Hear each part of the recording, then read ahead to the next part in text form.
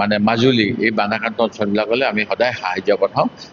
নিজে গাড়ী লৈ আমাৰ মানুহে যায় অথবা মুখ্যমন্ত্ৰীৰ সাহায্য কৰি DC মহোদয়ৰ যোগেদি পঠাওঁ আৰু এই প্ৰথমবাৰৰ বাবে এনে এটা দুৰ্যোগ হ'ল যিটো দুৰ্যোগৰ বাবে আমি গোটেই অসমে আমাক সহায় হাত আগবঢ়াইছে আজি মই গুৱাহাটীৰ পৰা আহিছিল কৰ্মশ্ৰী হিতেশ্বৰ শইকীয়া ছিনিয়ৰ কলেজ তেওঁলোকে প্ৰায় 3 লাখ টকাৰ সামগ্ৰী দি গৈছে ঠিক তেনেকৈ যোৱা সময়ছোৱাত এই অঞ্চলত বিভিন্ন সমাজসেৱা কৰা যোৰহাটৰ এজন যুৱ সমাজসেৱক বিবেক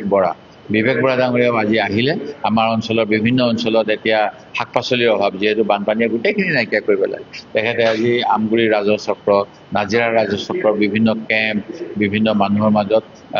মানে সতেজ সেউজ শাক পাচলি যোগান ধৰিছে যি কাৰণে মই তেওঁকো ধন্যবাদ জনাইছোঁ এই নাজিৰা শিৱসাগৰ বানবিধ্বস্ত অঞ্চল আমি আজি গৈছিলোঁ আৰু আমাৰ লগত যথেষ্ট সংখ্যক ব্যক্তি দেৰগাঁৱৰ ব্যক্তি তেখেতলোক গৈছে আৰু কিছু ব্যক্তি সকলোৱে মিলি আমি আজি তাতে ৰিলিফৰ ব্যৱস্থা কৰিছোঁ আৰু আমি শাক পাচলিকে আদি কৰি যিখিনি প্ৰয়োজনীয় যিখিনি বস্তু আছে সেইখিনি আমি আজি মোটামুটি 18টামান কেম্পত বা বিভিন্ন অঞ্চলত তাৰ আমি গৈ পেলাই দিছোঁ গাঁৱত গৈ দিছোঁ গতিকে যথেষ্ট দুখজনক আৰু বেদনাদায়ক আমি এই সময়টো দেখি আহিছোঁ মানুহৰ বহুত দুখ কষ্টৰ মাজেৰে পাৰ কৰিছে মই ভাবোঁ যে আমিও যি পাৰিছোঁ সাধ্য অনুসাৰে তেখেতলোকক সহায় কৰিবলৈ চেষ্টা কৰিছোঁ আমি ভাবোঁ যে সকলোৱে মিলি আমি মানুহখিনিক যেনেকৈ পাৰোঁ সহায় সহযোগ আগবঢ়োৱাৰ প্ৰয়োজন আছে তাৰ লগতে এইটো প্ৰয়োজন আছে যে অসম চৰকাৰ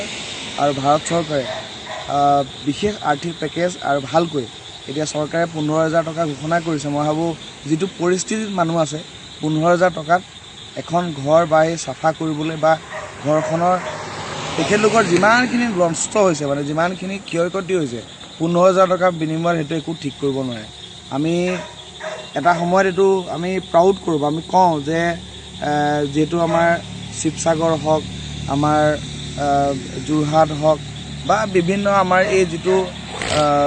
বিশেষত এই অঞ্চলবোৰ আছে ইয়াত যথেষ্ট ধনী আৰু প্ৰভাৱশালী ভাল মানুহখিনি আছিলে কিন্তু এই বান বিধ্বস্ত সময়ত এতিয়া বানে যিমানখিনি আমাক